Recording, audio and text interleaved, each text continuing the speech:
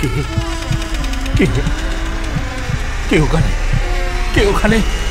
কে ওখানে?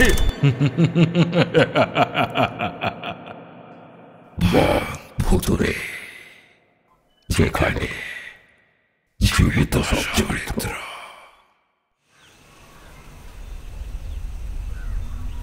একটি প্রকাণ্ড বাড়ির একটি ঘরে বসে আছে একজন ৩০ বছরের লোক। ঘরটির জানালাগুলো বিরাট বড় এবং মোটা পর্দা দিয়ে আড়াল করে রাখায় এই দিনের বেলাতেও ঘরটা মিশমিশে অন্ধকার।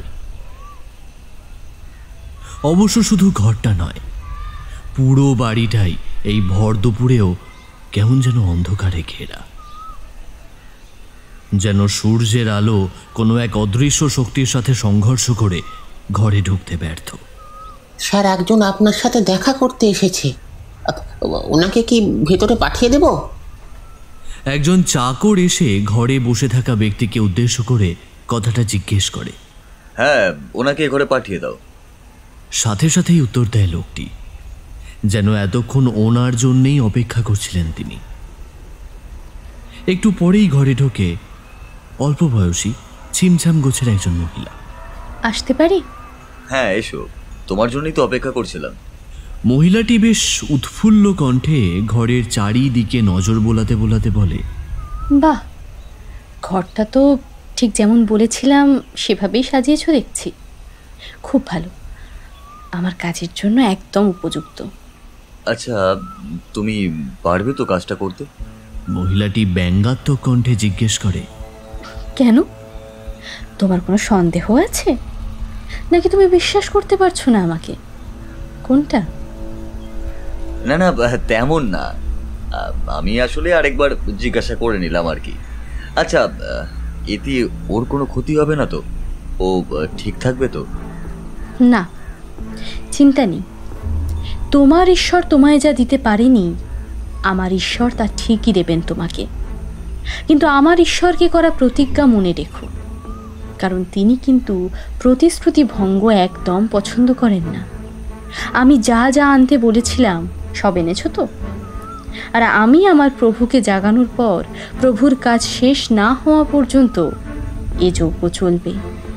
আর আমার যজ্ঞ শেষ না হওয়া পর্যন্ত এ ঘরে অন্য কেউ ঢুকতে পারবে না, মনে থাকে যেন। মেয়েটির কথা শেষ হলে লোকটি এবার সম্মতিসূচক মৃদু মাথা নাড়িয়ে কিছু জিনিস সহ একটা মাটির কলসের আকৃতির কিছু একটা মহিলাটির দিকে এগিয়ে দিয়ে ঘর থেকে বেরিয়ে যায়। কিন্তু যেতে যেতে সে এটা খেয়াল করে না যে মহিলাটির মুখে ফুটে উঠেছে এক কুটিল হাসি।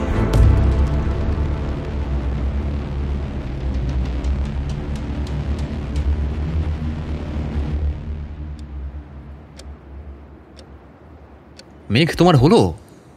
আর কতক্ষণ লাগবে? এবার কিন্তু সত্যি সত্যিই দেরি হয়ে যাবে। মেঘের উদ্দেশ্যে কথাগুলো বলে ঋদ্ধি। ঋদ্ধি রায় কলকাতার নামকরা একটা কলেজের জিওগ্রাফি প্রফেসর ছিল বলার কারণ হলো এই কিছুদিন হলো ঋদ্ধির বদলি হয়েছে এই পাহাড়ে ঘেরা ছোট্ট শহরটার নবনির্মিত এই কলেজটায়। আর যার উদ্দেশ্যে এতক্ষণ ধরে কথাগুলো বলছে সে হলো মেঘ, ওর স্ত্রী। কলেজ লাইফ থেকেই ওদের আলাপ, এরপর বিয়ে। এই 1 সপ্তাহ হলো ওরা এই শহরের ছোট এই বাড়িটাতে শিফট করেছে। মেঘ, তোমার হলো? আবারও মেঘের উদ্দেশ্যে বলে ওঠে ঋদ্ধি। কিন্তু পাশের ঘর থেকে কোনো উত্তর না আসায় এবার ঋদ্ধি পা বাড়ায় সেদিকে। ও ঘরের দরজাটা হালকা করে খোলা। দরজা ঠেলে ভেতরে ঢোকে ঋদ্ধি, আর ঘরে ঢুকেই দেখে ডান হাতের আঙুল চেপে ধরে বসে আছে মেঘ। কিন্তু হঠাৎ ঋদ্ধিকে দেখতে পেয়ে তাড়াতাড়ি হাতটা পিছন দিকে নিয়ে যায় মেঘ। কি গো, তুমি আবার এই ঘরে কখন এলে? চলো চলো, আমি রেডি, এখন বের হওয়া যাক, না হলে কিন্তু সত্যি দেরি হয়ে যাবে। মুখে একটা মেকি হাসির রেখা টেনে বলে ওঠে মেঘ। সে না হয় হয়ে যাবে, কিন্তু তার আগে তোমার ডান হাতটা দেখি। এটা বলেই মেঘকে আর কিছু বলার সুযোগ না দিয়ে ঋদ্ধি মেঘের ডান হাতটা টেনে সামনে আনতেই তার চোখে পড়ে মেঘের ডান হাতটা বেশ কিছুটা কেটে গিয়েছে। ঋদ্ধি একটু রাগত কণ্ঠে বলে ওঠে, এটা কিভাবে হলো মেঘ? একটু সাবধানে কাজ করলে কি হয় বলো তো? আরে না, আমি সাবধানেই কাজ করছিলাম, কিন্তু এটা কিভাবে হলো না বুঝলামই না, জানো তো। থাক থাক, হয়েছে হয়েছে, বুঝেছি, আর কিছু বলার দরকার নেই। ঋদ্ধির কথা শেষ হতে না হতেই বাড়ির কলিং বেলটা বেজে ওঠে। আর কে এসেছে এটা দেখার জন্য ঋদ্ধি মেঘকে ওপরে দাঁড়াতে বলে নিচে চলে যায়। মেঘ যেন একটু হাঁপ ছেড়ে বাঁচে। কলিং বেলটা এখন না বাজলে আর রক্ষে ছিল না, মনে মনেই বলে ওঠে মেঘ। কিন্তু সে সত্যিই বুঝতে পারে না চুল আঁচড়াতে গিয়ে কিভাবে তার হাতটা অতটা কেটে গেল। এসব ভাবতে ভাবতেই নিচের দিকে পা বাড়ায় মেঘ। এদিকে ঋদ্ধি দরজা খুলতেই ঘরে ঢোকে অনিকেত। অনিকেত হলো ঋদ্ধির ছোটবেলার বন্ধু। অনিকেত কলেজ শেষ করে একটা চাকরি নিয়ে এখানে চলে আসে। এরপর ঋদ্ধিরা এখানে আসার পর আবার অনিকেতের সঙ্গে দেখা। ঋদ্ধিদের এই বাড়িটিও অনিকেতই খুঁজে দিয়েছে। ঘরে ঢুকতে ঢুকতে অনিকেত প্রশ্ন করে, কিরে তোরা তৈরি তো? আর বলিস না, আমি তো তৈরিই ছিলাম, কিন্তু একটু আগে মেঘের ঘরে গিয়ে দেখি কিভাবে যেন হাত কেটে বসে রয়েছে। আর ওকে তো তুই চিনিসই, সেই কলেজ লাইফ থেকে কি পরিমাণ চঞ্চল। উদ্বিগ্ন মুখে অনিকেত প্রশ্ন করে, কি বলছিস কি? মেঘ আবার হাত কাটলো কিভাবে? ওপর থেকে নিচে নামছিল মেঘ। ওদের এইসব কথা শুনে বলে, আরে তোমরাও না যা তা নিয়ে চিন্তা করো, এত চিন্তার কিছু নেই, আমি একদম ঠিক আছি। চলো এখন তোমরা, না হলে কিন্তু এবার দেরি হয়ে যাবে। অনিকেত মেঘের দিকে এগিয়ে গিয়ে বলে, হ্যাঁ তুই কি ঠিক আছিস তা তো জানাই আছে। কই দেখি তো কতটা কেটেছিস? আরে না, বেশি না, একটু। আর তোর দেখে কাজ নেই, এখন চল। বলতে বলতে এক প্রকার জোর করেই ঋদ্ধি আর অনিকেতকে নিয়ে বাড়ি থেকে বেরিয়ে যায় মেঘ। এরপর ওরা তিনজন রওনা দেয়।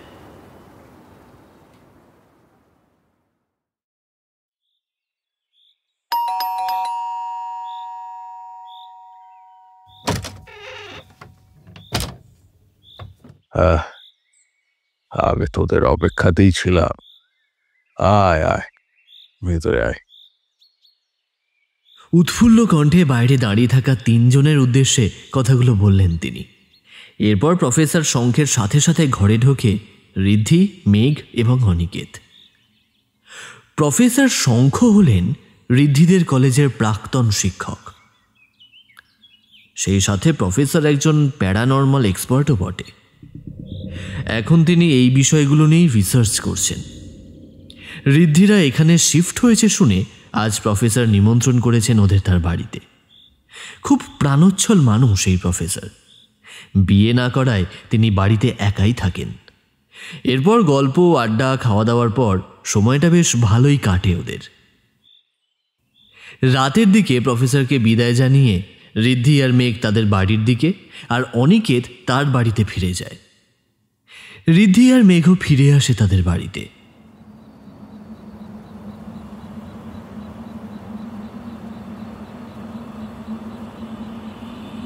সেদিন মাঝরাতে কেমন যেন এক অস্বস্তিতে ঘুম ভেঙে যায় ঋদ্ধির। সে বুঝতে পারে হঠাৎ করেই ঘরটা প্রচণ্ড ঠান্ডা হয়ে গিয়েছে, আর সেই জন্যেই ওর ঘুমটা ভেঙেছে। কিন্তু হঠাৎ করে ঘরটা এত ঠান্ডা হওয়ার কারণ খুঁজতে খুঁজতে ঋদ্ধির চোখে পড়ে ওদের দক্ষিণ দিকে জানালাটা হাট করে খোলা আছে। আর সেই জন্যেই এত ঠান্ডা। ঋদ্ধি দ্রুত পায়ে বিছানা থেকে নেমে জানালাটা বন্ধ করতে যায়। জানালাটা বন্ধ করতে করতে ভাবতে থাকে ঋদ্ধি,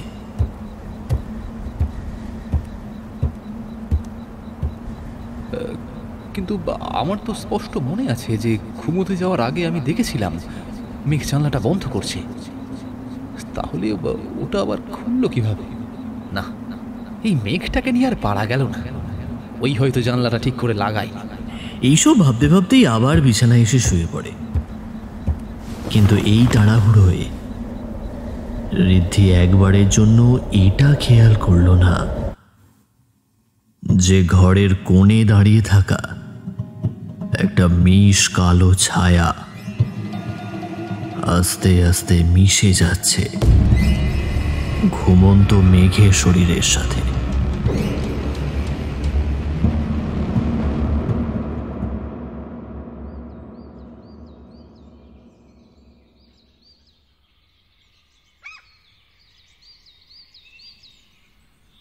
মেঘ এমনিতে খুব সকালেই উঠে ব্রেকফাস্ট বানিয়ে দেয় ঋদ্ধিকে, কিন্তু আজ কোনো এক অজানা কারণে মেঘের ঘুম ভাঙে মাঝ দুপুরে।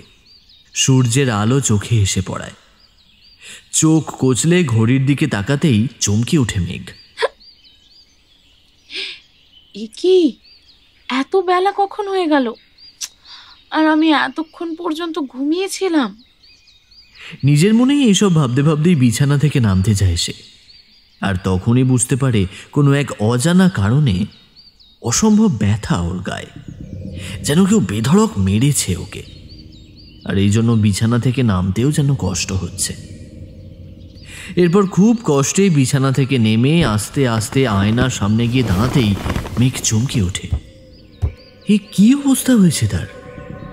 মেঘ দেখে ওর সারা গায়ে লাল লাল দাগ পড়েছে, যেন কারোর সাথে খুব ধস্তাধস্তি হয়েছে তার। কিন্তু কাল রাতে সেই ঘুমানোর পর এমন কি হলো যে তার গায়ে এক রাতে এমন দাগ পড়ে গেল? বুঝতে পারে না মেঘ।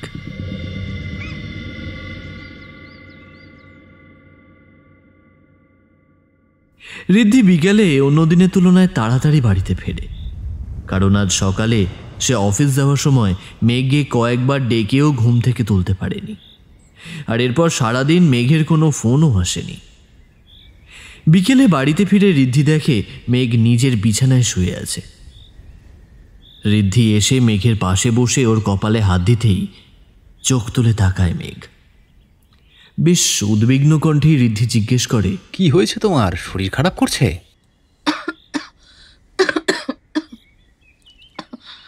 বুঝতে পারছি না গো, আজ না হঠাৎ করে শরীরটা খুব খারাপ লাগছে।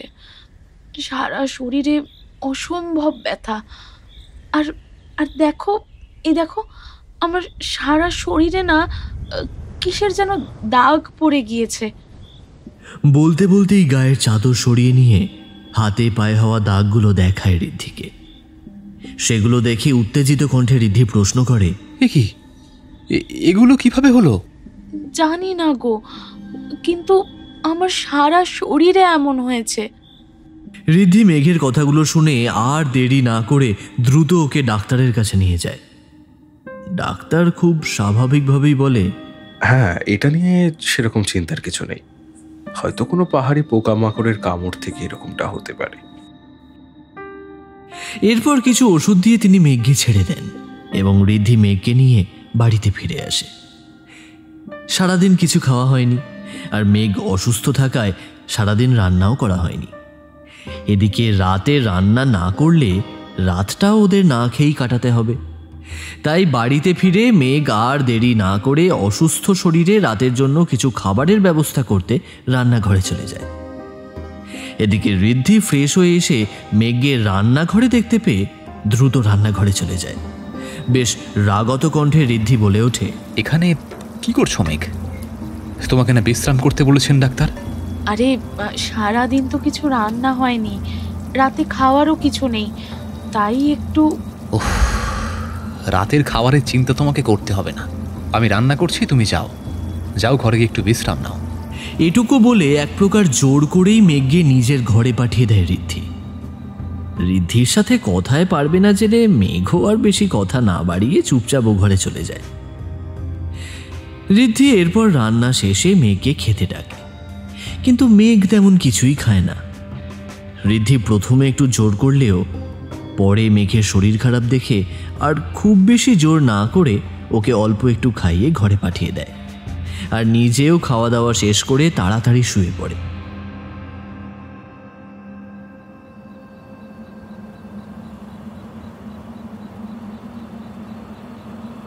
কিন্তু আজ আবারও হঠাৎ কোনো এক অজানা অস্বস্তিতে মাঝরাতে ঘুম ভেঙে যায় ঋদ্ধির। বিছানার উপরে উঠে বসে ঋদ্ধি, আর তখনই সে আবিষ্কার করে মেঘ তার পাশে নেই।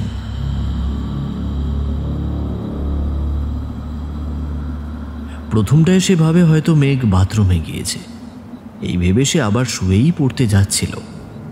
কিন্তু মেঘের অসুস্থতার কথা ভেবে আস্তে আস্তে বিছানা থেকে নেমে বাথরুমের কাছে গিয়ে দেখে বাথরুম ফাঁকা, কেউ নেই সেখানে। এবার ঋদ্ধি বেশ চিন্তিত হয়ে পড়ে, আর আস্তে আস্তে মেঘকে খুঁজতে ঘর থেকে বেরিয়ে নিচে চলে আসে। কিন্তু সারা বাড়ি খোঁজার পরেও মেঘের কোনো খোঁজ পায় না। এত রাতে এই অসুস্থ শরীর নিয়ে কোথায় যেতে পারে মেঘ? এইসব ভাবতে ভাবতেই হঠাৎ ঋদ্ধির কানে একটা শব্দ আসে।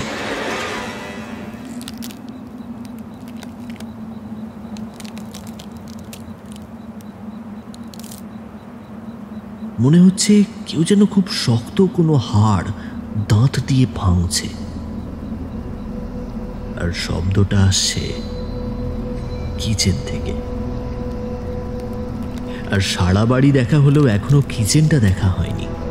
এটা ভেবেই খুব আস্তে আস্তে ঋদ্ধি কিচেনের দিকে পা বাড়ায়, আর কিচেনের দরজার সামনে আসতেই ফ্রিজের মধ্যেকার মৃদু আলোতে ঋদ্ধি দেখে ফ্রিজে রাখা একটা কাঁচা গোটা মুরগি ফ্রিজের সামনে পড়ে আছে, আর মেঘ সেই মুরগিটার পায়ের দিকের একটা অংশ ছেড়ে নিয়ে চিবোচ্ছে।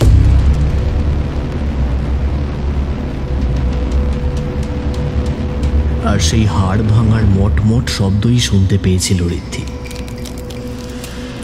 এই দৃশ্য দেখে এক মুহূর্তে পেটটা গুলিয়ে প্রায় বমি চলে আসে ঋদ্ধির। কিন্তু ও নিজেকে একটু সামনে নিয়ে দ্রুত পায়ে কিচেনে ঢুকে পড়ে, আর পেছন থেকে মেঘকে একটা ঝাঁকুনি দিয়ে বেশ উদ্ভ্রান্ত কণ্ঠে জিজ্ঞেস করে, এই মেঘ, এসব কি বলছো তুমি? আর এই ডাকে মেঘের যেন সম্বিত ফিরে আসে বলে মনে হয়, আর সাথে সাথেই মেঘ ঋদ্ধির কোলে জ্ঞান হারিয়ে পড়ে যায়। কিন্তু এত কিছুর মধ্যে ঋদ্ধি লক্ষ্যই করে না যে মেঘের পেটের অংশটা আগের থেকে যেন একটু বেশি ফুলে গিয়েছে। ঋদ্ধি এরপর দ্রুত ওকে বিছানায় এনে শুইয়ে দেয়, আর ওর জ্ঞান ফেরানোর চেষ্টা করতে থাকে।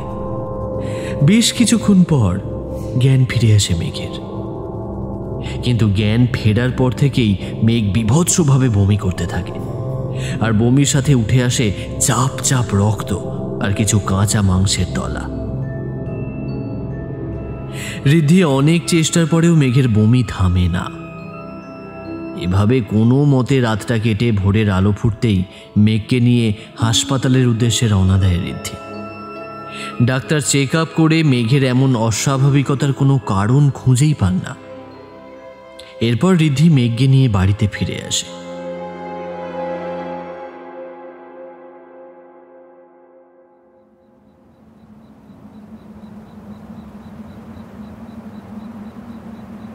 সেদিন মাঝরাতে ঘুমের মধ্যে ঋদ্ধির মনে হয় তার শরীরের উপর যেন ভারী কিছু চেপে বসে আছে। অস্বস্তিতে ঘুমটা ভেঙে যায় ঋদ্ধির, আর চোখ খুলতেই দেখতে পায় মেঘ ওর গায়ের ওপর উঠে বসে আছে। ও কেমন যেন এক অদ্ভুত ভঙ্গিতে সামনে পেছনে দোল খাচ্ছে, আর কি যেন বিড়বিড় করছে মুখে, আর সেই সাথে ওর চুলগুলো সাপের ফনার মতো দুলছে।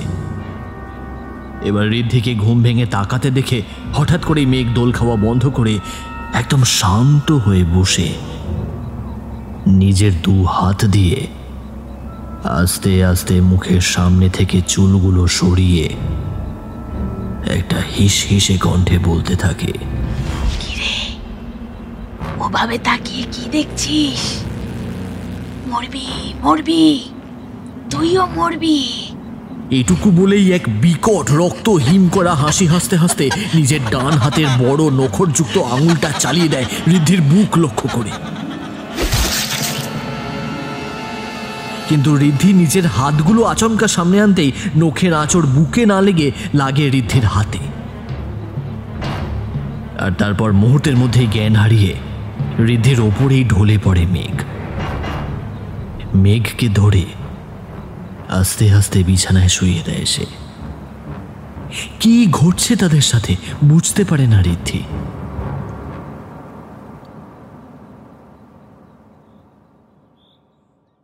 পরদিন সারা দিন মেঘ বেঘরে ঘুমায়, যেন কতদিন ঠিকভাবে ঘুমোয়নিও।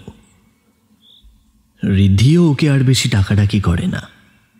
ঋদ্ধির সেদিন ছুটি থাকায় সারাদিন বাড়িতেই ছিল সে। সেদিন বিকেলের দিকে ওদের সাথে দেখা করতে আসে অনিকেত। অনিকেত বাড়িতে ঢুকে সোফায় বসে। ঋদ্ধির এমন অবস্থা দেখে জিজ্ঞেস করে, কি রে, কি হয়েছে তোর? আর তোকে এরকম উদ্বিগ্ন দেখাচ্ছে কেন? আর মেঘই বা কোথায়?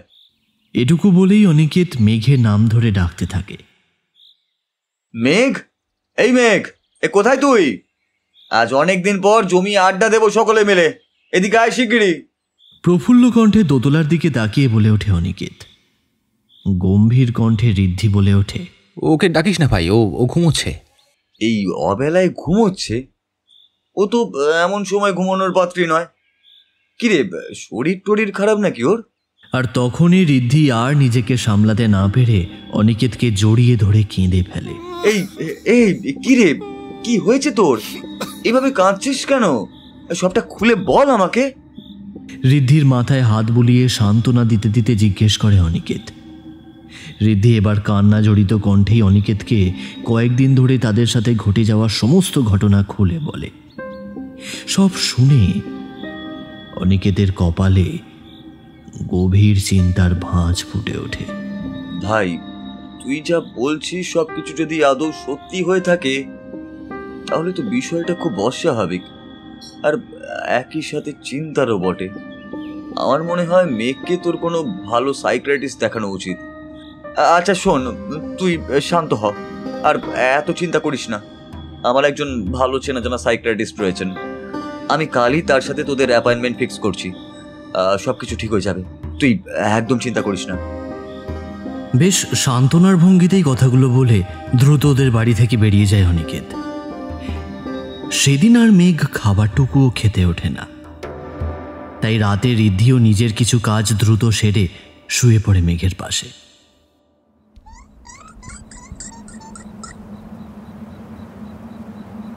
হঠাৎ মাঝরাতে ঋদ্ধির ঘুম ভেঙে যায় কেমন একটা ক্যাঁচ ক্যাঁচ শব্দে।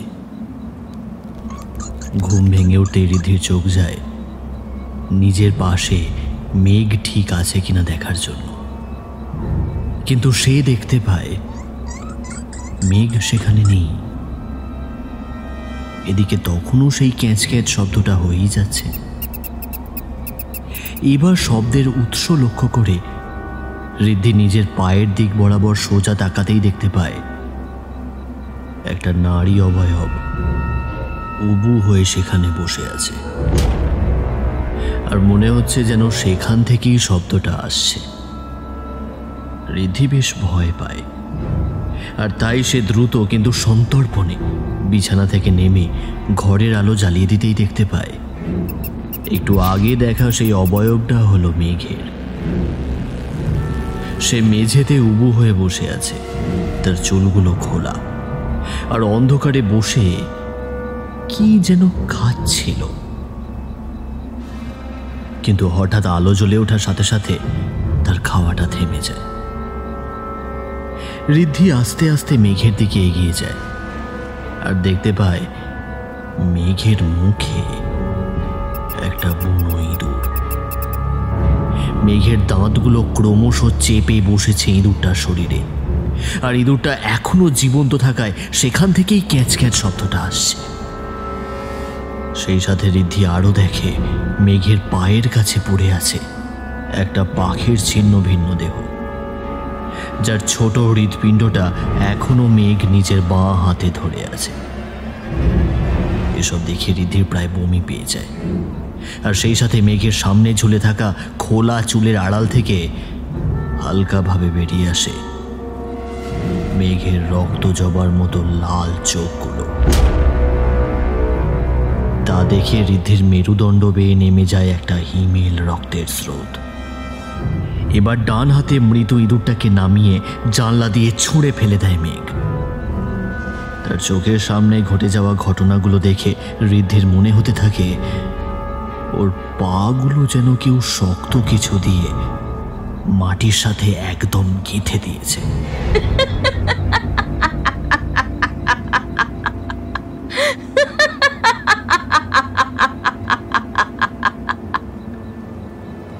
কি ওভাবে তাকিয়ে তাকিয়ে কি দেখছিস তুই? হ্যাঁ, মরবি মরবি, তুইও মরবি আর এও মরবে, কেউ বাঁচবি না।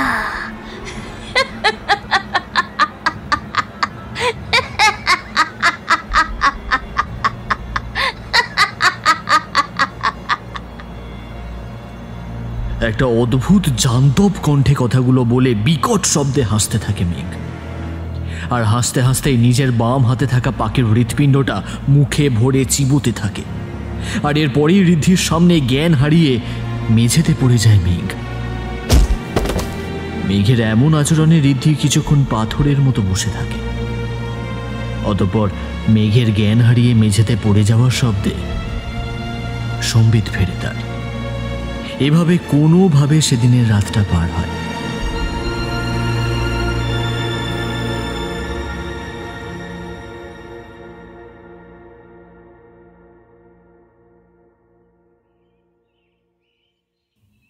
পরদিন ভোরের আলো ফুটতে ঋদ্ধি ফোন করে অনিকেতকে, আর আগের রাতের ঘটে যাওয়া সমস্ত ঘটনা তাকে খুলে বলে।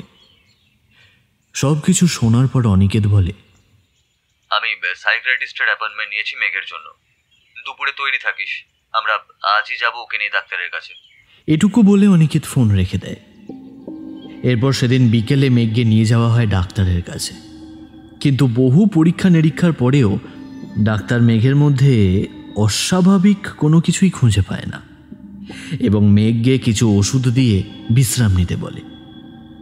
আর শেষে বলেন মেঘকে কোনো গাইনোকোলজিস্ট দেখাতে। এরপর মেঘকে বাড়ি নিয়ে আসার পর সেদিন মাঝরাত থেকে মেঘ হঠাৎ করেই অস্বাভাবিকভাবে বমি করতে শুরু করে। অদ্ভুত সবুজ রঙের বমি। কোনোভাবে সেদিনের রাতটা পার হতেই ঋদ্ধি মেঘকে নিয়ে একজন গাইনোকোলজিস্টের কাছে যায় ও সমস্ত ঘটনা খুলে বলে। সবকিছু শুনে ডাক্তার কিছু টেস্ট দেয়। ঋদ্ধি মেঘকে নিয়ে টেস্টগুলো করিয়ে আবার ডাক্তারের কাছে আসে। ডাক্তার সকল টেস্ট রিপোর্ট দেখে বলে, কংগ্রাচুলেশনস মিস্টার ঋদ্ধি, মেঘ ইজ প্রেগনেন্ট। কিন্তু ওনার প্রেগনেন্সিতে কিছু কমপ্লিকেশনস আছে, তাই এই মুহূর্তে ওনার প্রপার রেস্টের প্রয়োজন এবং উনি যেন কোনো কারণে উত্তেজিত না হয়ে পড়েন, এটা একটু খেয়াল রাখবেন। ডাক্তারের বলা কথাগুলো শুনে মেঘ আর ঋদ্ধির যেন খুশির সীমা থাকে না। ঋদ্ধি মেঘকে নিয়ে বাড়ি ফিরে আসে। সেদিন বিকেলে অনিকেত আসে ঋদ্ধিদের বাড়িতে মেঘকে দেখতে। অনিকেত লক্ষ্য করে ঋদ্ধি আজ বেশ খুশি, তাই সে ঋদ্ধির উদ্দেশ্যে জিজ্ঞেস করে, কিরে ভাই, তোকে আজ বেশ খুশি খুশি লাগছে, তা কি হয়েছে? এবার ঋদ্ধি অনিকেতের কথাগুলো শুনে অনিকেতকে জড়িয়ে ধরে আর বলে, অনি, বাড়িতে নতুন সদস্য আসতে চলেছে। অনিকেত ঋদ্ধির কথা বুঝতে না পেরে প্রশ্ন করে, মানে কি বলতে চাইছিস, একটু খুলে বল। এরপর ঋদ্ধি অনিকেতকে সকালে ডাক্তারের বলা কথাগুলো বলে। সবকিছু শুনে অনিকেতের মুখেও হাসির রেখা দেখা যায়। আরে, এটা তো বিশাল একটা খুশির খবর। এত বড় খবরটা তুই আমাকে এখন দিচ্ছিস? হ্যাঁ, এটুকু বলে অনি আর ঋদ্ধি উপরে উঠে যায় মেঘের সাথে দেখা করতে।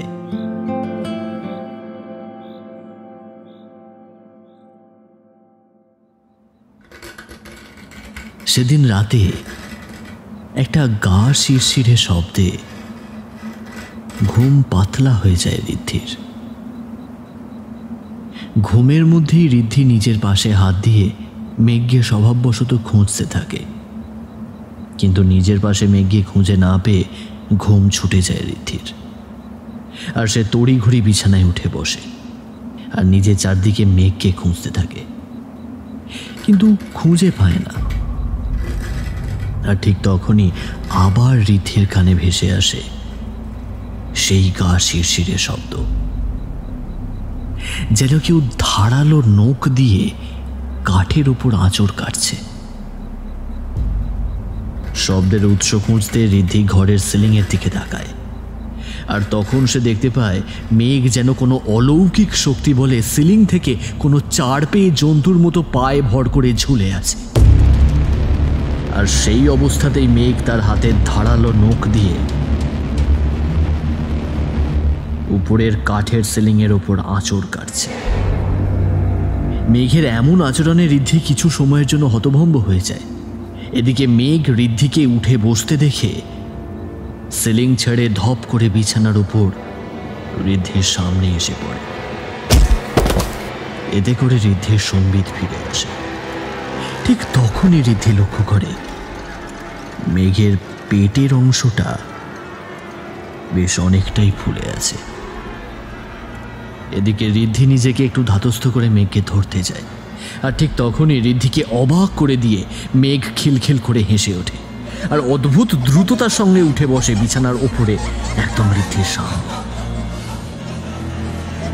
এবার মেঘ ওভাবে হাসতে হাসতেই আস্তে আস্তে সামনে পিছনে দুলতে থাকে, আর কি যেন মুখে বিড়বিড় করতে থাকে। মেঘ, এই মেঘ, কি হয়েছে তোমার? তুমি এমন অস্বাভাবিক আচরণ করছো কেন? আর তুমি সিলিং এর ওখানে পৌঁছলে কিভাবে? তোমাকে না ডাক্তার রেস্ট করতে বলেছে? না হলে তোমার সাথে সাথে তোমার মধ্যে থাকা ছোট্ট প্রাণটারও ক্ষতি হবে যে। ঋদ্ধির বলা শেষ কথাটা শুনে নিজের দোল খাওয়া থামিয়ে মেঘ একদম শান্ত হয়ে যায়। ঋদ্ধি ভাবে মেঘ বুঝি এবার স্বাভাবিক হলো। এটা ভেবেই ঋদ্ধি মেঘের গায়ে হাত দিতে যায়, কিন্তু ঋদ্ধি জানতো না এখনো তার অবাক হওয়ার অনেক বাকি। মেঘ আবারও ঋদ্ধিকে অবাক করে দিয়ে খুব বিকট শব্দে হেসে ওঠে আর অদ্ভুত জান্তব কণ্ঠে বলে ওঠে, হ্যাঁ জানি তো, ওর মধ্যে আর একটা প্রাণ বেড়ে উঠছে, আর তাই তো আগে ওটাকে মারবো, তারপর একে মারবো, আর সব শেষে মরবি তুই, কেউ বাঁচবি না। আমাকে যখন এখানে একবার ডেকে আনা হয়েছে, তখন তোদের প্রাণের বলি না নিয়ে, তোদের গরম রক্ত না নিয়ে আমি যাব না। এটুকু বলেই ঋদ্ধিকে কিছু করার বা বলার সুযোগ না দিয়ে মেঘ এবার নিজের গায়ে নখ দিয়ে আঁচড় কাটতে থাকে, যার ফলে শরীরের বেশ কিছু জায়গা চিরে সেখান থেকে বেরিয়ে আসতে থাকে তাজা রক্ত। এত কিছুর মধ্যেও ঋদ্ধি লক্ষ্য করে রক্ত দেখে মেঘের চোখ যেন মুহূর্তের জন্য একবার চকচক করে উঠল, আর সাথে সাথেই মেঘ মুখ ডুবিয়ে দিয়ে নিজের শরীরের রক্তই খেতে শুরু করল। আর কিছুক্ষণের মধ্যেই মেঘ জ্ঞান হারিয়ে বিছানায় ঋদ্ধির কোলের উপর ঢলে পড়ল। এই অল্প সময়ের মধ্যে এত ঘটনা নিজের চোখের সামনে দেখে ঋদ্ধি স্তম্ভিত। এই মুহূর্তে ওর কি করা উচিত তা বুঝে উঠতে পারছে না, কিন্তু এই সময় ওর চোখের সামনে যা ঘটে গেল তাতে এটুকু সে নিশ্চিত যে এটা কোনো সাধারণ মানুষের মানসিক কোনো সমস্যার লক্ষণ নয়, বরং এর পেছনে হয়তো অতিপ্রাকৃত কোনো কিছু রয়েছে। এইসব চিন্তা করেই ঋদ্ধি ভিতরে ভিতরে শিউরে ওঠে।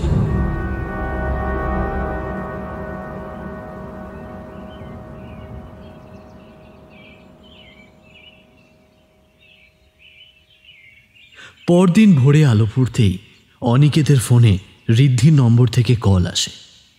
এত ভোরে ঋদ্ধির ফোন পেয়ে অনিকেত একটু অবাক হয়ে ফোনটা রিসিভ করে বলে, কি রে ঋদ্ধি, এত ভোরে ফোন করলি যে? সব ঠিক আছে তো? তোরা সবাই ঠিক আছিস তো? হ্যাঁ রে, আপাতত সব ঠিক আছে, কিন্তু কিন্তু গতকাল রাতে একটা মারাত্মক ঘটনা ঘটে গেছে। সেগুলো এখন ফোনে বলা সম্ভব নয়। তুই শিগগির আমার বাড়ি চলে আয়। উদ্বিগ্ন ভীত কণ্ঠে কথাগুলো বলে কোনো মতে ফোনটা রেখে দেয় ঋদ্ধি। কিছুক্ষণের মধ্যেই হন্তদন্ত হয়ে ঋদ্ধির বাড়িতে পৌঁছায় অনিকেত। এই ঋদ্ধি, তোরা ঠিক আছিস তো? ঋদ্ধি গতকালের ঘটনাগুলো খুলে বলে অনিকেতকে। না, তুই যা বললি তাই যদি সত্যি হয় তাহলে তো খুবই চিন্তার বিষয়। আচ্ছা, মেঘ কোথায় আর এখনো কেমন আছে? এই চল তো ওকে একবার দেখে আসি। এটুকু বলে ঋদ্ধিকে সাথে নিয়ে মেঘের ঘরের দিকে পা বাড়ায় অনিকেত। মেঘ ঋদ্ধির শোয়ার ঘরে ঢুকে অনিকেতের কেমন যেন অস্বস্তি হতে শুরু করলো। ও বলে, কিরে, ঘরটা এমন অন্ধকার করে রেখেছিস কেন? কেমন যেন ঘুমট হয়ে আছে, আর এমন আষ্টি গন্ধ কেন ঘরটায়? এই পর্দাগুলো সরাতো, একটু আলো আসুক ঘরটায়, না হলে যে কিছুই দেখা যাচ্ছে না। এইসব বলতে বলতে অনিকেত নিজেই গিয়ে ঘরের পর্দাগুলো সরাতে থাকে। সেই সাথে ঋদ্ধিও চোখ দেয়। পর্দা সরাতেই ঘরটায় এক ঝাঁক আলো এসে ঢোকে। এবার ঋদ্ধি ও অনিকেত পিছন ফিরে যে দৃশ্য দেখে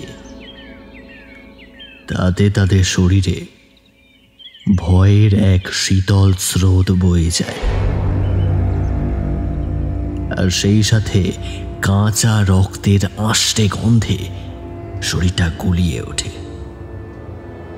জানলা থেকে আসা দিনের স্পষ্ট আলোয় ওরা দেখতে পায় মেঘ এক অদ্ভুত ভঙ্গিতে বসে আছে, আর ওর হাতে ধরা একটা বিড়াল, যার মাথাটা বিছানারই একটা পাশে এখন বিস্ফারিত চোখে পড়ে আছে, আর সেখান থেকেই তাজা রক্ত গড়িয়ে পড়ে ভিজিয়ে ফেলছে বিছানার চাদর। আর এই আষ্টে গন্ধটাও ওখান থেকেই আসছে। বিড়ালটার পিঠের দিকটাই এতক্ষণ যেন পরম আনন্দে খাচ্ছিল মেঘ। ওর সারা মুখে তাজা রক্ত মাখা। কিন্তু হঠাৎ করে ঘরের পর্দা সরিয়ে দিতেই দিনের আলো ওর চোখে মুখে পড়ছে, আর তাতেই ওর মুখ থেকে বেরিয়ে আসছে একটা অদ্ভুত জান্তব গড় গড় শব্দ। হঠাৎ করে যে কেউ শব্দটা শুনলে মনে করবে কোনো বড় হিংস্র প্রাণী কোনো কারণে মারাত্মক রাগে গর্জন করছে। মেঘের এমন অবস্থা ঋদ্ধি আর সহ্য করতে না পেরে আস্তে আস্তে মেঘের দিকে এগিয়ে যেতে শুরু করে। কিন্তু ঋদ্ধিকে এগিয়ে আসতে দেখেই মেঘের কাছ থেকে আসা গড় গড় শব্দটা যেন আরো বেড়ে যায়, যেন ঋদ্ধি ওর দিকে এগিয়ে আসা দেখে ও আরো বেশি বিরক্ত হচ্ছে। আর মেঘ ওভাবেই অদ্ভুত জান্তব কণ্ঠে বলে ওঠে, আলো বন্ধ কর, এত আলো আমার সহ্য হচ্ছে না, আলো বন্ধ কর, তাহলে আমি ওর আরো ক্ষতি করে দেব। আলো বন্ধ কর, এই আলো আমার সহ্য হয় না।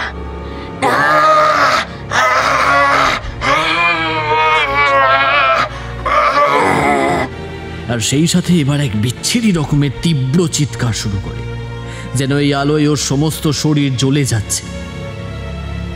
মেঘ যেন এবার দিক বিদিক জ্ঞান শূন্য হয়ে পড়ে নিজের হাতে এতক্ষণ ধরে থাকা বিড়ালটাকে এক টানে ছুঁড়ে ফেলে দেয়, আর চোখের পলকেই নিজেরই পায়ের একটা অংশ থেকে দাঁত দিয়ে ছিঁড়ে তুলে আনে তাজা মাংস, আর বিকট এক রক্ত জল করা হাসি দিয়ে সেটুকুও খুব বিচ্ছিরি ভাবে চিবোতে থাকে।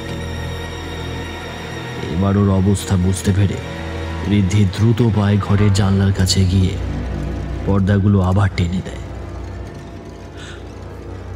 আলো আসা বন্ধ হওয়ায় মেঘের চিৎকারও আস্তে আস্তে থেমে যায়,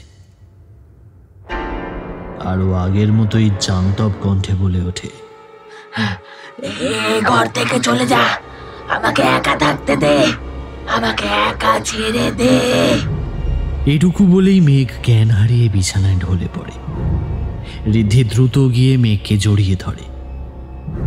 এরপর ওরা দুজনে মিলে কোনো মতে মেঘের পায়ে ক্ষত জায়গাটা পরিষ্কার করে একটা ব্যান্ডেজ করে মেঘকে বিছানায় শুইয়ে দিয়ে নিচে নেমে আসে। ঋদ্ধি আর নিজেকে সামলাতে পারে না, অনিকেতকে জড়িয়ে ধরে কাঁদতে শুরু করে।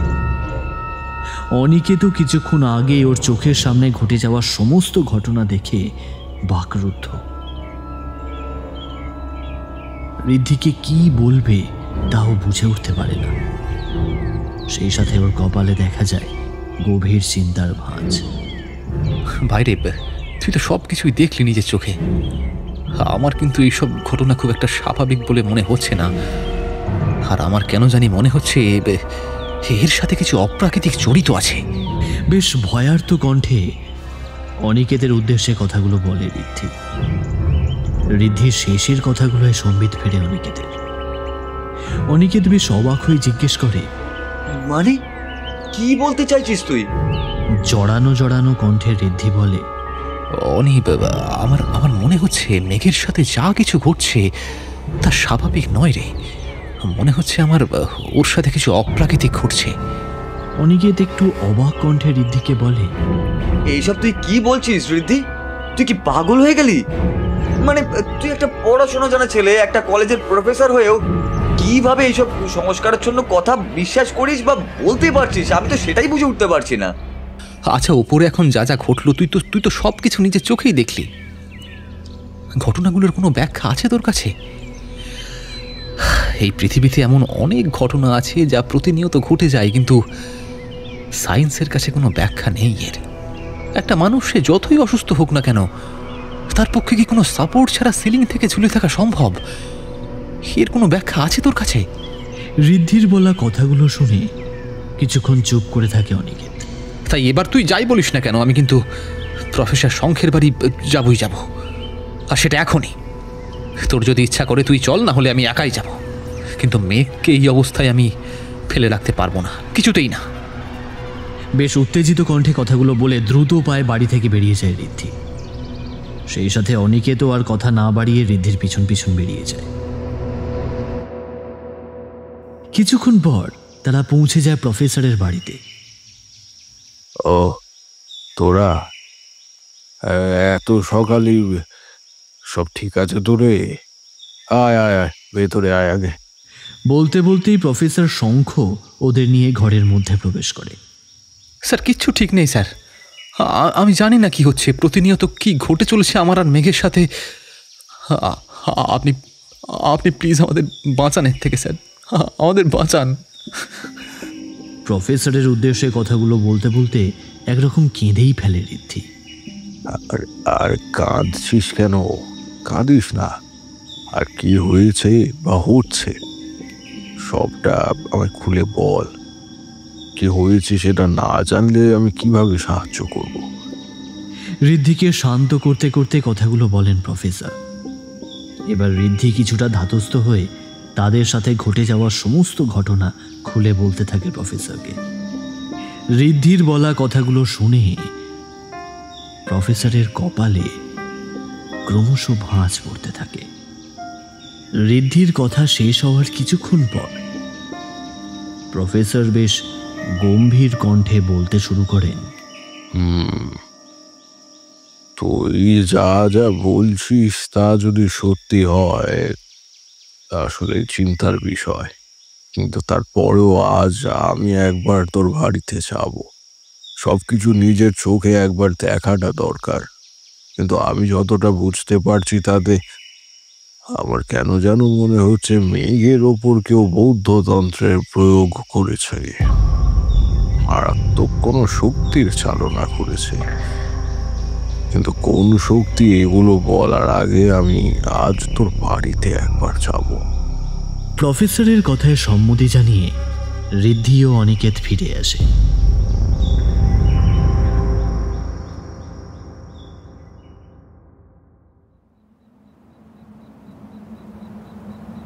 সেদিন সন্ধ্যায় প্রফেসর ঋদ্ধির বাড়িতে উপস্থিত হন। প্রফেসরকে দেখে ঋদ্ধির উদ্বিগ্ন চোখে যেন একটু আশার আলো দেখা যায়, কিন্তু বাড়ির মধ্যে পা রাখতেই প্রফেসরের কেমন যেন এক অস্বস্তি হতে শুরু করে। প্রফেসর শঙ্খ সারা বাড়ি ঘুরে দেখতে দেখতে বলে ওঠেন, এ বাড়িতে যা আছে তা খুবই মারাত্মক, কারণ সারা বাড়ি থেকে কেমন যেন একটা আষ্টে গন্ধ আসছে। তোরা কি পাচ্ছিস? অনি ও ঋদ্ধি না সূচক মাথা নাড়ে। এবার আমাকে মেঘের ঘরটায় নিয়ে চল, ওর অবস্থাটা দেখা প্রয়োজন। ঋদ্ধি এবার প্রফেসর ও অনিকেতকে সাথে নিয়ে মেঘের ঘরে প্রবেশ করে।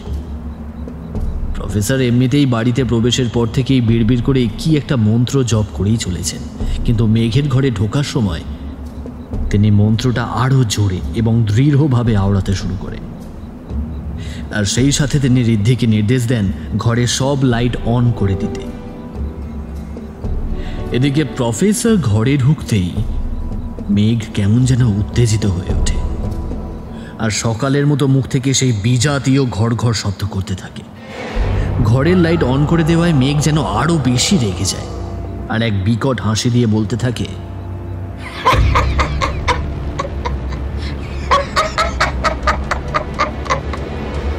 তুই এসেছিস আমাকে তাড়াতে? এত সহজ আমাকে তাড়ানো? তুই ফিরে যা এখান থেকে, না হলে আমি কিন্তু ওকে এক্ষুনি শেষ করে ফেলবো, এক্ষুনি।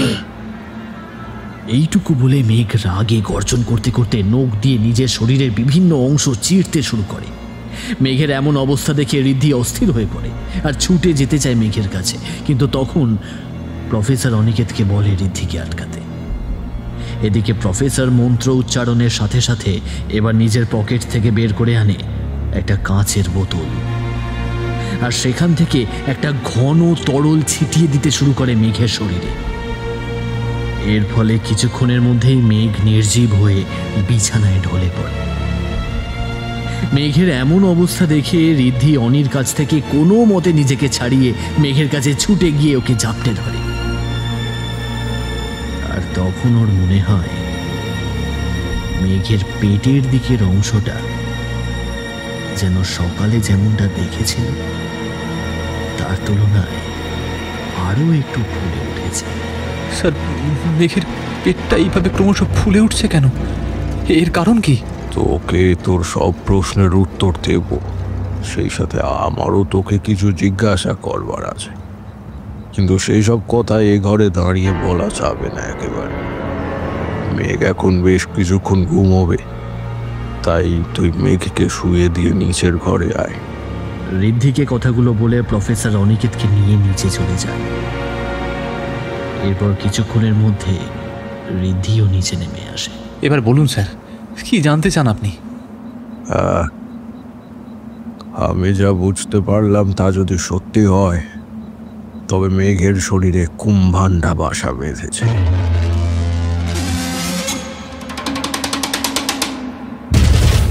কুম্ভান্ডা? সেটা কি স্যার? প্রফেসর ধীরে ধীরে বলেন, কুম্ভান্ডা হলো প্রাচীন তিব্বতীয় বৌদ্ধ তন্ত্রের এক ভয়ানক এবং অত্যন্ত নিকৃষ্ট পিশাচ।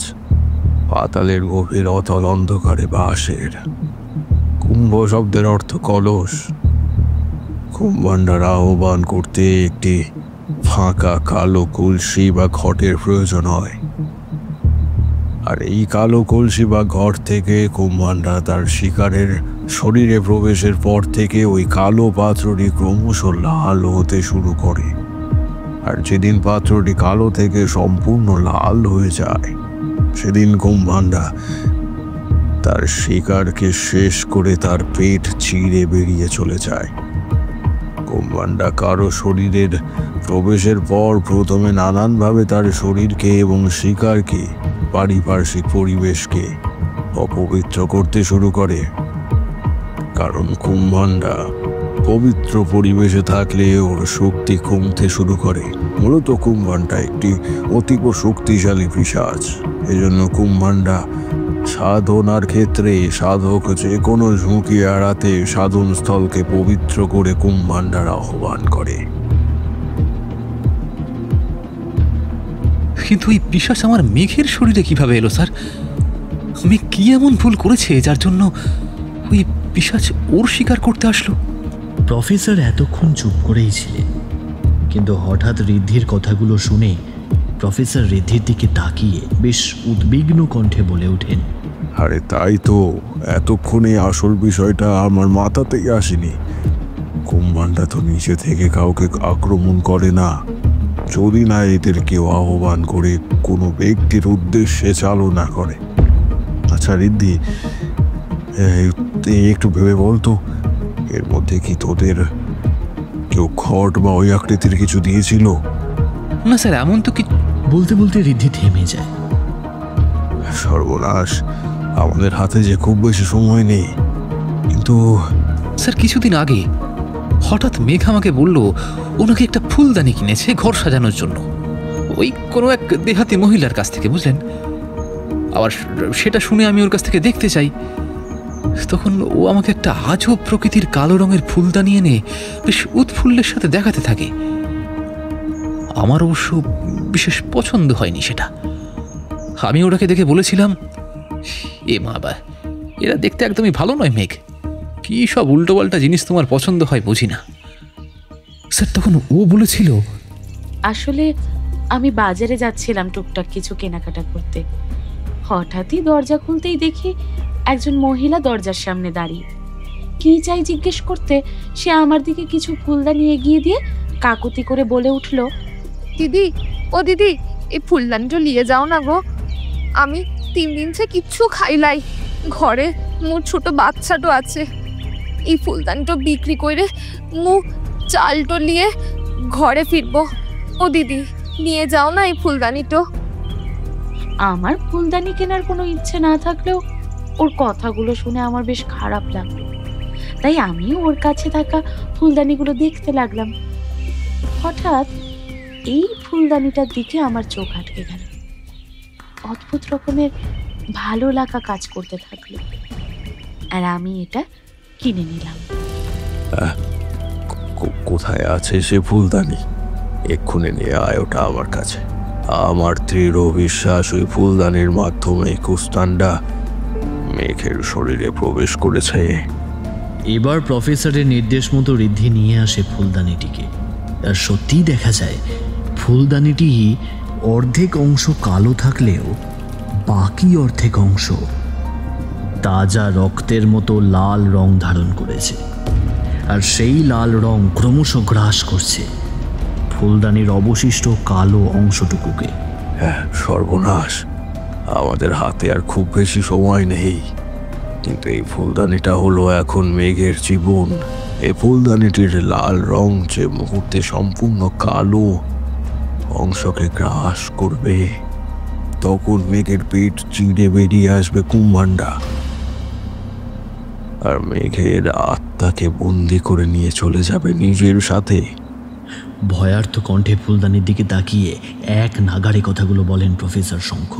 স্যার, তবে আমরা এখন কি করব? সাধারণত কুম্ভান্ডা কর্তৃক আক্রান্ত ব্যক্তিকে কুম্ভান্ডা ছাড়ে না। কুম্ভান্ডা মূলত তার শিকারের শরীরে থাকাকালীন শিকারের শরীরকে ভোগ করে, আর শিকারকে হত্যা করার পর তার আত্মাকে বন্দি করে নিজের সাথে নিয়ে যায়। এভাবেই কুম্ভান্ডা শক্তি অর্জন করে।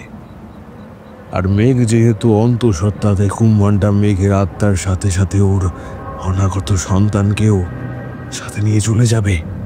এই মুহূর্তে কুম্ভান্ডা থেকে বাঁচার সঠিক কোনো উপায় আমারও জানা নেই, আর এ বিষয়ে সঠিকভাবে না জেনে কিছু করাটাও সম্ভব নয়।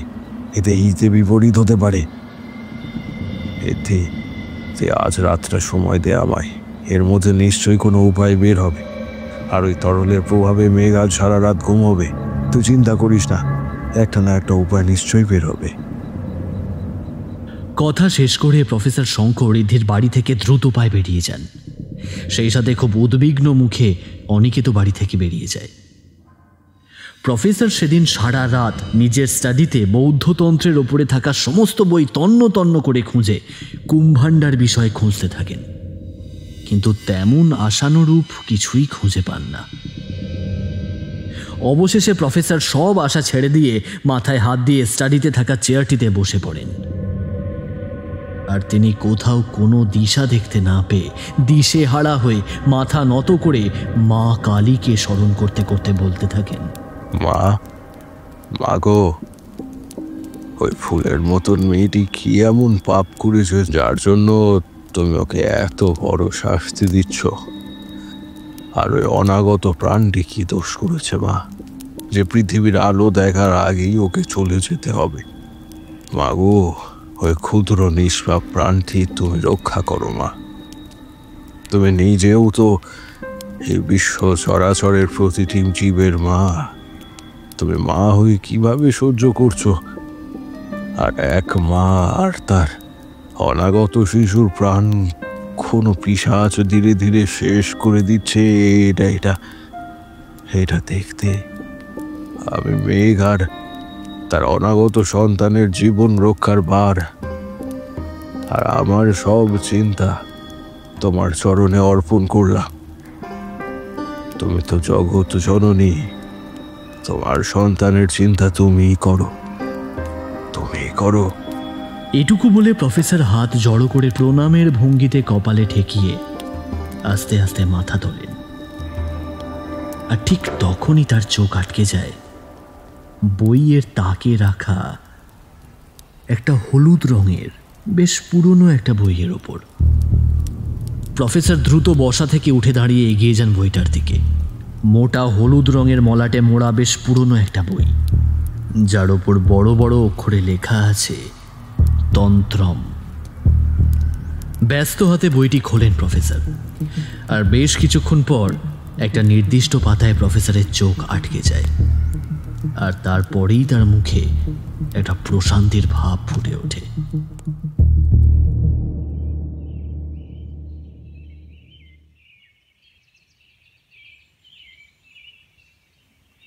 পরদিন সকালে প্রফেসর ঋদ্ধির বাড়িতে পৌঁছান। প্রফেসরকে দেখেই ঋদ্ধি উত্তেজিত কণ্ঠে বলে ওঠে, স্যার আপনি এসেছেন, আপনার জন্যই অপেক্ষা করছিলাম। কোনো উপায় খুঁজে পাচ্ছি না স্যার। বলছি আমি অনেকে ফোন করেছি, ও আসছে, ও এলেই সবটা খুলে বলছি। তুমি ততক্ষণ একটু শান্ত হও। আর এর কিছুক্ষণ পর অনিকেত পৌঁছে যায় সেখানে। এরপর প্রফেসর আর দেরি না করে বলতে শুরু করেন, শোনো, আমি কাল রাতে অনেক খুঁজে একটা বই থেকে এই বিপদ থেকে মেঘকে বাঁচানোর দুটি উপায় খুঁজে পাই, কিন্তু এটি বোধহয় এক এবং একমাত্র উপায়। কিন্তু কথা হলো, এ উপায় বড়ই কঠিন, এক কথায় অসম্ভব বলা চলে। কথা শেষ করে প্রফেসর শঙ্খ নিজের সাথে থাকা ব্যাগ থেকে একটি বই বের করেন। কি উপায়? আপনি বলুন স্যার, সে যত কঠিনই হোক না কেন, মেঘকে বাঁচাতে আমি সব করব স্যার। আপনি বলুন। শোন, এই বইটি দেখছিস, এখানে লেখা আছে কুম্ভান্ডা যখন জেগেছে তখন একটা প্রাণ না নিয়ে সে যাবে না। কিন্তু যে এই কুম্ভান্ডাকে জাগিয়েছে বা ওকে যে চালনা করেছে তাকে যদি আমরা খুঁজে বার করতে পারি, তবে এক বিশেষ যোগ্য করে কুম্ভান্ডাকে ওই ব্যক্তির শরীরে প্রেরণ করলে মেঘ আর ওর অনাগত সন্তান বেঁচে যাবে। কিন্তু ওই ব্যক্তির মৃত্যু ঘটবে, আর সেই সাথে যে ব্যক্তি ওই মহাযজ্ঞ করবে তার ওই মুহূর্তে মৃত্যু ঘটবে। অথবা যে ব্যক্তি কুম্ভান্ডাকে জাগিয়েছে সে যদি নিজে কুম্ভান্ডা যজ্ঞের অন্তিম দিকে অন্তিম আহুতির সাথে সাথে নিজের যজ্ঞের আগুনে তার প্রাণ বিসর্জন দেয়, তাহলে ওরা বেঁচে যাবে। দ্বিতীয় উপায়টি যেহেতু সম্ভব নয়, সেহেতু এখন আমাদের কাজ হলো কে কুম্ভান্ডাকে জাগিয়েছে তাকে খুঁজে বের করা এবং তার শরীরে কুম্ভান্ডাকে চালনা করা। স্যার, এখন কুম্ভান্ডাকে কে জাগিয়েছে সেটা আমরা কিভাবে খুঁজে বের করব? এটাই তো আমি বুঝে উঠতে পারছি না। শোন, তুই তোর ফোনে ওই ফুলদানিটার একটা ছবি তুলে নে, ওটা নিয়েই আমাদের খোঁজ খবর করা শুরু করতে হবে। আর ওরকম আকৃতির ফুলদানি বিশেষ কেউ ছাড়া যে কেউ বানাবে বলে আমার মনে হয় না। প্রফেসরের কথা শেষ হতেই ঋদ্ধি প্রফেসরের কথা মতো কাজ করতে দ্রুত চলে যায়। আর কিছুক্ষণ পরেই সে ফিরে আসে আরো বেশি উদ্বিগ্ন মুখ নিয়ে। ঋদ্ধি, কি হয়েছে? তো কি এমন কেন লাগছে? অনিকেত ঋদ্ধিকে কথাগুলো জিজ্ঞেস করতেই ঋদ্ধি তার ফোনে থাকা ছবিটি তুলে ধরে প্রফেসর আর অনিকেতের দিকে। তখনই তারা লক্ষ্য করে ফুলদানির লাল অংশ কালো অংশকে আরো অনেকটাই গ্রাস করেছে। ছবিটি দেখে প্রফেসর চিৎকার করে বলে ওঠেন, আমাদের হাতে আর খুব বেশি সময় নেই ঋদ্ধি, যা করবার আমাদের খুব দ্রুত করতে হবে, নাহলে হয়তো আজ রাতেই। আর কিছু বলতে পারেন না প্রফেসর। এক চাপা কষ্টে তার আওয়াজ বন্ধ হয়ে আসে। অনিকেত ঋদ্ধিদের সাথে বাড়ির বাইরে বেরিয়ে এসে বলে, ঋদ্ধি, আমার একটা জরুরি কাজে আমাকে এক্ষুনি শহরের বাইরে যেতে হবে। যত দ্রুত সম্ভব আমি আমার কাজ শেষ করেই তোদের সাথে দেখা করছি। তুই কিচ্ছু চিন্তা করিস না, মেঘের কিচ্ছু হবে না। এটুকু বলেই অনিকেত আর কথা না বাড়িয়ে উত্তরের অপেক্ষা না করেই হনহন করে নিজের গাড়ি নিয়ে বেরিয়ে যায়। হঠাৎ অনিকেতের এমন অস্বাভাবিক আচরণে ঋদ্ধি আর প্রফেসর বেশ অবাক হন, কিন্তু ওদের হাতে আর বেশি সময় না থাকায় ওরাও আর বেশি না ভেবে গাড়ি নিয়ে শহরের উদ্দেশ্যে বেরিয়ে পড়ে।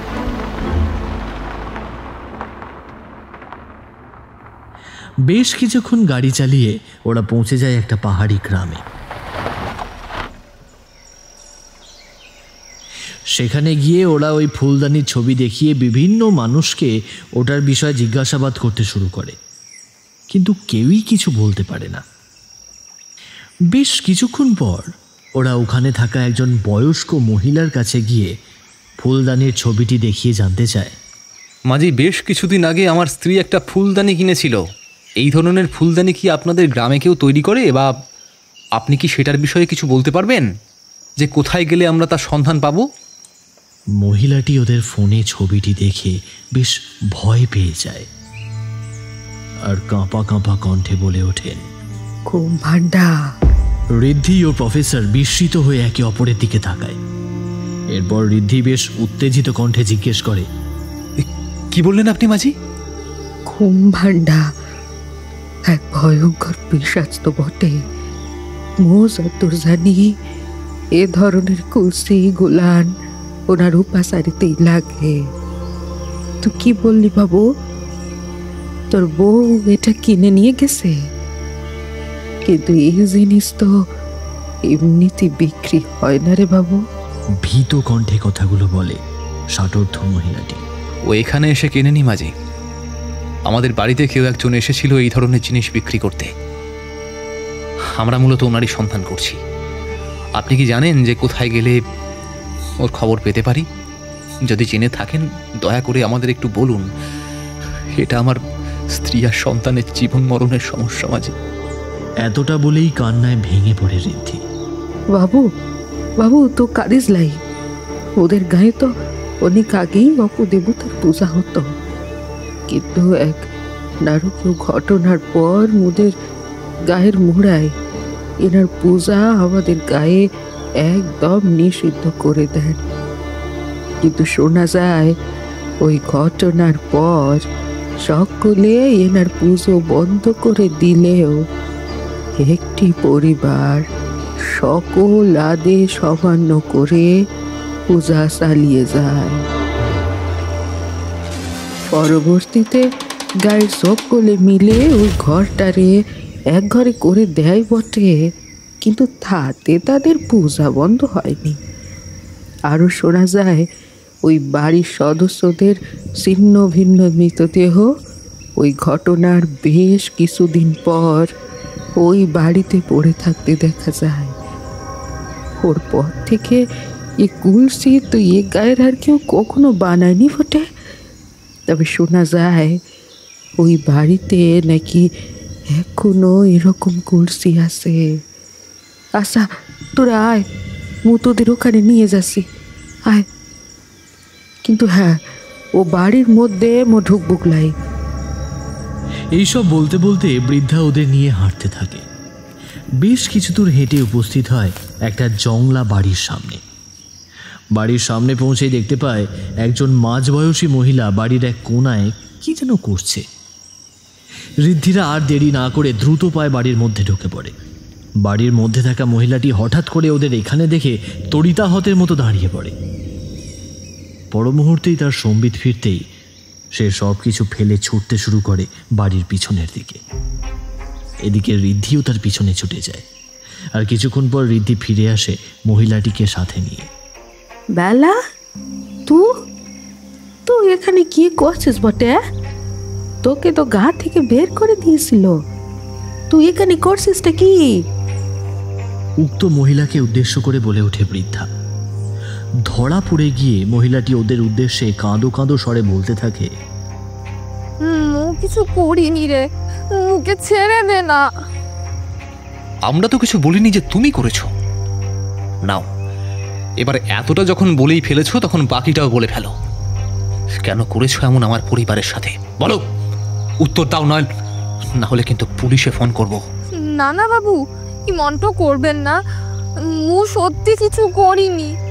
মুকে তো ওই বাড়ি থেকে যা বলেছিল ওটাই করেছি। কে তোমাকে বলেছিল বলো আমাদের, আর কোন বাড়ি থেকে বলেছিল?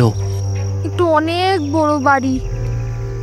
এই গা থেকে মুখে বের করে দেওয়ার পর মু শহরের দিকে যাই, একটু কামধামের সন্ধানে। ওখানে আমার একটু পরিচিত কাকা ছিল বটে, ও আমাকে একটা অনেক বড় বাড়িতে নিয়ে যায়।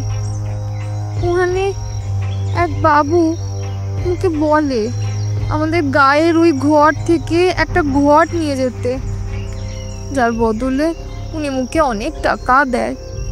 এই কিছুদিন পর ওই বাড়ি থেকে এক দিদিমণি মুখে আরো অনেক টাকা দিয়ে মুখে বলে যে এই কলসি তোর বউয়ের কাছে বিক্রি করতে। শুধু এটুকুই জানি দাদা, আমি আর সত্যি কিছু জানি না রে বাবু। আচ্ছা আচ্ছা, বুঝলাম। এবার যে বাড়িতে তুমি গিয়েছিলে ও বাড়ির ঠিকানাটা আমাদের দাও। এরপর বেলা ওদের ওই বাড়ির ঠিকানা দেয়। ঠিকানাটির দিকে তাকিয়ে ঋদ্ধির মাথায় যেন আকাশ ভেঙে পড়ে, কারণ ঠিকানাটি ঋদ্ধির খুব পরিচিত। সেই সাথে ঠিকানাটি দেখে বেশ বিস্মিত হয় প্রফেসর নিজেও।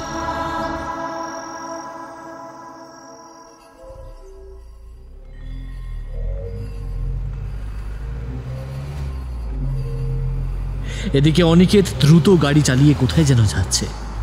চোখের জলে ওর দু চোখ বারবার ঝাপসা হয়ে আসছে। কোনো রকমে হাত দিয়ে চোখ মুছে বেপরোয়া মতো গাড়ি চালিয়ে এগিয়ে চলে অনিকেত কোনো এক অজানা উদ্দেশ্যে। বেশ অনেকক্ষণ এইভাবে ড্রাইভ করার পর অনিকেতের গাড়িটা এসে থামে একটা বেশ বড় বাড়ির সামনে। অনিকেত দ্রুত বেগে গাড়ি থেকে নেমে এগিয়ে যায় বাড়ির সদর দরজা লক্ষ্য করে। উত্তেজিত পায়ে দরজা ঠেলে ঘরে ঢোকে অনিকেত। এরপর দ্রুত পায়ে এগিয়ে যায় একটা ঘর লক্ষ্য করে। ঘরটা দরজা খোলা। অনিকেত দরজা ঠেলে ভেতরে ঢোকে। কেন করলে তুমি এমন? মেঘের সাথে এমনটা তুমি করলে কেন? এমন তো কথা ছিল না। কি হলো? তুমি কোনো উত্তর দিচ্ছ না কেন অত্রি? আর থামাও তোমার যোগ্য। ঘরের মধ্যে থাকা মেয়েটির উদ্দেশ্যে কথাগুলো বেশ উত্তেজিত কণ্ঠে বলে ওঠে অনিকেত। এতক্ষণ মেয়েটি তথা অত্রি চুপচাপ চোখ বন্ধ করে বসেছিল আর দুর্বোধ্য ভাষায় কিছু একটা মন্ত্র জপ করছিল। এবার অনিকেতের কথা থামতেই অনিকেতের দিকে ফিরে তাকিয়ে অদ্ভুতভাবে হাসতে থাকে অত্রি। তুমি বুঝতে পেরেই গেলে যে আসলে কুম্ভানটাকে ঋদ্ধির ওপর নয়, বরং মেঘের ওপর চালনা করা হয়েছে। অনিকেত অশ্রুসিক্ত কণ্ঠে অত্রিকে জিজ্ঞেস করে, এমন তো কথা ছিল না অত্রি। তবে তুমি এমন কেন করলে আমার সাথে আর আমার মেঘের সাথে? কারণ আমি মেঘকে ঘেন্না করি। সেই কলেজ লাইফ থেকে সব সময় সব ভালো, সবার প্রশংসাও একা পেয়েছে। কই, পরিশ্রম তো আমিও কম করতাম না, বরং অনেক ক্ষেত্রে ওর থেকে বেশি করতাম। কিন্তু সব সময় সবার প্রশংসার পাত্রী ও ছিল। চাকরির সময় ও একই জায়গায়, চাকরির সময়ও একই জায়গায় আমরা দুজনে ইন্টারভিউ দিলাম, কিন্তু সেখানেও চাকরিটা ওর হলো, আমার না। জানো, সেই কলেজ লাইফ থেকে আমি তোমাকে ভালোবাসি, কিন্তু হায় রে আমার কপাল, দেখো তুমিও সেই মেঘকেই ভালোবেসেছ। জানো, আমি কতবার চেষ্টা করেছি ওর ক্ষতি করার, কিন্তু প্রতিবারই কোনো না কোনোভাবে ও বেঁচে গিয়েছে। কিন্তু এবার যখন সুযোগ এলো, আমি আর কোনো কিছু চিন্তা না করি কুম্ভান্ডা নামক পিশাচকে চালনা করি ওর উপর। আর তুমি সবটা জেনে গেলে, কিন্তু আফসোস এখন অনেক দেরি করে ফেলেছো তুমি। কারণ এখন আমি আমার অন্তিম আহুতি দেব যজ্ঞের আগুনে, আর তারপরেই মেঘ শেষ।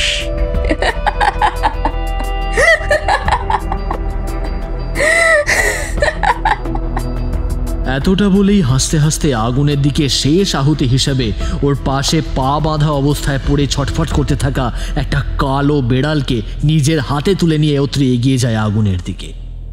ঠিক তখনই অনিকেত ঝাঁপ দিয়ে পড়ে অত্রির দিকে। অত্রি মোটেই প্রস্তুত ছিল না অনিকেতের এমন আকস্মিক আচরণের জন্য, তাই সে টাল সামলাতে না পেরে আসন থেকে বিচ্যুত হয়ে একটু দূরে ছিটকে পড়ে। সেই সাথে অনিকেত নিজেকে সামলে নিয়ে বসে পড়ে ওই আসনে। তারপর নিজের ব্যাগ থেকে বের করে আনে একটা বই। হ্যাঁ, এটা প্রফেসরের সাথে থাকা সেই বইটা যেটা ও নিয়ে এসেছে ওদের অলক্ষ্যে।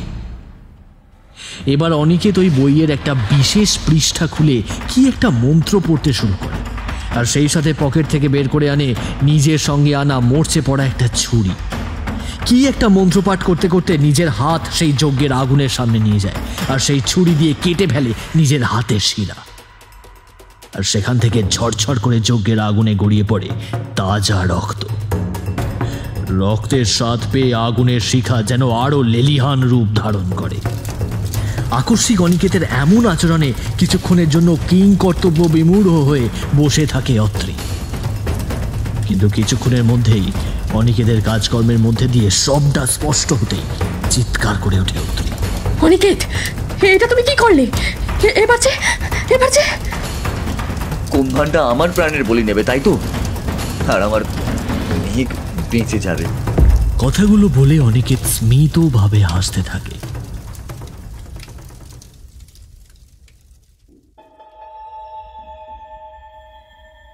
এদিকে মেঘের হঠাৎ করেই ঘুম ভেঙে যায়, আর অনুভব করে ওর শরীরে কেমন যেন উথাল পাথাল করছে, যেন একটা কিছু বের হয়ে আসতে চাইছে ওর ভেতর থেকে। মেঘের মনে হতে থাকে আস্তে আস্তে ওর শরীরের ভেতর থেকে কিছু একটা দলা পাকিয়ে উপরের দিকে উঠে আসছে। এদিকে গাড়ি চালিয়ে ঠিকানায় থাকা বাড়িটার সামনে এসে থামে ঋদ্ধি ও প্রফেসর। সঠিক ঠিকানায় এসেও যেন কোনোভাবেই নিজের মনকে বোঝাতে পারে না ঋদ্ধি যে ওরা ঠিক জায়গাতেই এসেছে। কারণ বাড়িটা যে ওর ছোটবেলাকার বন্ধু অনিকেতের। কিভাবে বিশ্বাস করবে যে অনিকেত এমন একটা কাজ করতে পারে? প্রফেসর নিজেও বিশ্বাস করতে পারে না, কিন্তু বিশ্বাস না করে আর কোনো উপায় নেই। কারণ বাড়ির ঠিক বাইরে দাঁড়িয়ে আছে অনিকেতের গাড়িটাও। এইসব ভাবতে ভাবতে হঠাৎ প্রফেসরের ডাকে সম্বিত ফিরে আসে ঋদ্ধির। ঋদ্ধি, কি এত ভাবছো? দ্রুত চলো, দাঁড়িয়ে থাকার আর সময় নেই, কারণ দেরি হলে অনেক বড় কোনো ক্ষতি হয়ে যেতে পারে। কথা শেষ করে ঋদ্ধিকে নিয়ে দ্রুত পায়ে বাড়ির মধ্যে প্রবেশ করেন প্রফেসর। এরপর কিছুক্ষণের মধ্যেই ওরা প্রবেশ করে সেই ঘরে, যেই ঘরে বসে এতদিন কুম্ভান্ডাকে চালনা করা হয়েছে। এদিকে ঘরে ঢুকতেই একটা বিকট বোটকা আষ্টে গন্ধ তীব্রভাবে ধাক্কা মারে ওদের নাকে। সেই সাথে ওরা দেখতে পায় একটা অন্ধকার ঘরের ঠিক মাঝ বরাবর বিশাল এক যজ্ঞকুণ্ডে আগুন জ্বলছে। আগুনের লেলিহান শিখা প্রায় ঘরের ছাদ ছুঁয়েছে। যজ্ঞের আগুনকে সামনে নিয়ে দাঁড়িয়ে রয়েছে অনিকেত, আর কি একটা মন্ত্র বারবার পড়েই চলেছে। এবারে ঋদ্ধি আর প্রফেসরকে ঘরে ঢুকতে দেখেই অনিকেত আস্তে আস্তে পা বাড়ায় আগুনের দিকে। অনিকেত, এমনটা করো না। তোমরা মেঘকে বাঁচানোর অন্য কোনো উপায় নিশ্চয়ই খুঁজে বার করবে, কিন্তু তুমি এমনটা করো না। উত্তেজিত কণ্ঠে কথাগুলো বলতে বলতে অনিকেতের দিকে এগিয়ে যায় প্রফেসর। আর কোনো উপায় নেই প্রফেসর, আমি যা করেছি তার শাস্তি আমাকে পেতেই হবে। আর যাই হোক, আমার মেঘের কোনো ক্ষতি আমি হতে দিতে পারি না। কথাগুলো বলতে বলতে সকলকে অবাক করে দিয়ে আগুনে ঝাঁপ দেয় অনিকেত। চিৎকার করে ঋদ্ধি আর প্রফেসর ছুটে যায় অনিকেতের দিকে, কিন্তু ততক্ষণে আগুনের লেলিহান শিখা গ্রাস করে নিয়েছে অনিকেতকে। এত দ্রুত আগুন কাউকে এভাবে গ্রাস করতে পারে, এটা হয়তো সচক্ষে না দেখলে কেউই বিশ্বাস করবে না। দৃশ্যটা কিছুটা এমন যে আগুনের এই শিখা যেন এতক্ষণ ধরে ওই আহুতির জন্যই ক্ষুধার্তভাবে অপেক্ষা করছিল। এই ঘটনার কিছুক্ষণের মধ্যেই কোথা থেকে যেন এক রাশ পচা আষ্টে গন্ধযুক্ত কালো ধোঁয়া এসে মিশে যায় ওই যজ্ঞের আগুনের মধ্যে। আর এরপরেই আগুনের শিখা নিজে থেকেই আস্তে আস্তে নিভে আসে। ঘটনা বুঝতে পেরে ধপ করে মেঝেতে বসে পড়েন প্রফেসর শঙ্খ। ঋদ্ধি, অনিকেতের আত্মাকে বন্দি করে কুম্ভান্ডা আবার বিলীন হয়েছে পাতালের অতল গহ্বরে। মেঘ এখন সম্পূর্ণ বিপদমুক্ত। ঋদ্ধির উদ্দেশ্যে কথাগুলো বলে ওঠে অত্রি। এতক্ষণ অত্রির দিকে কারোরই চোখ যায়নি। হঠাৎ ওর কণ্ঠ শুনে ওরা তাকায় অত্রির দিকে। অত্রি, তুমি এখানে? হ্যাঁ, আমি জাগিয়েছিলাম কুম্ভান্ডাকে। অনিকেতের সেভাবে কোনো দোষ নেই। আসলে আমি দিনের পর দিন উস্কেছিলাম অনিকেতকে তোমার বিরুদ্ধে, মেঘের প্রতি অনিকেতের ভালোবাসাকে কাজে লাগিয়ে। অনিকেত শুরুর দিকে কোনোভাবেই রাজি হয়নি, তোমাদের কোনো ক্ষতি করতে চায়নি। ও চেয়েছিল তোমরা সুখে থাকো, কিন্তু আস্তে আস্তে ও আমার কথায় প্রভাবিত হয়ে রাজি হয় এই পিশাচের আওতায়। কিন্তু বিশ্বাস করো, ও কাউকে প্রাণে মারতে চায়নি। ও শুধু চেয়েছিল তোমার আর মেঘের মধ্যে ঝামেলার সৃষ্টি হোক, আর মেঘ ওর হয়ে যাক। কিন্তু এদিকে মেঘের প্রতি হিংসা আর অনিকেতের প্রতি ভালোবাসার বশে আমি কুম্ভান্ডার কাছে মেঘের প্রাণটাই উৎসর্গ করে বসি। আমি ভেবেছিলাম মেঘ না থাকলে হয়তো অনিকেত আমার হবে, কিন্তু হায় রে আমার নিয়তি, আমার জন্য অনিকেতের প্রাণটাই আর রইল না।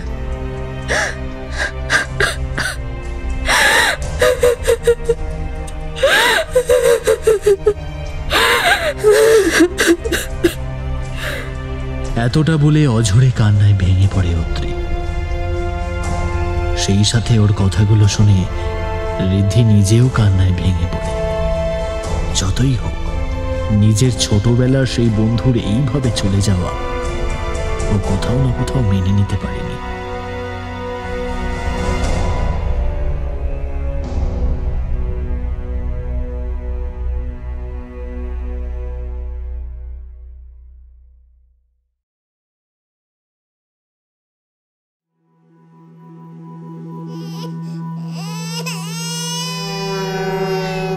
এই ঘটনার কিছুদিন পর মেঘ আস্তে আস্তে সম্পূর্ণ সুস্থ হয়ে ওঠে, আর ওর কোল আলো করে জন্ম নেয় এক ফুটফুটে পুত্র সন্তান। ওরা তার নাম রাখে অনিকেত। কিন্তু মেঘ এখনো জানে না অনিকেত এখন কোথায় আছে, বা হঠাৎ কি এমন হলো যে হুট করে নিরুদ্দেশ হয়ে গেল। এটা আজও মেঘের কাছে একটা রহস্য।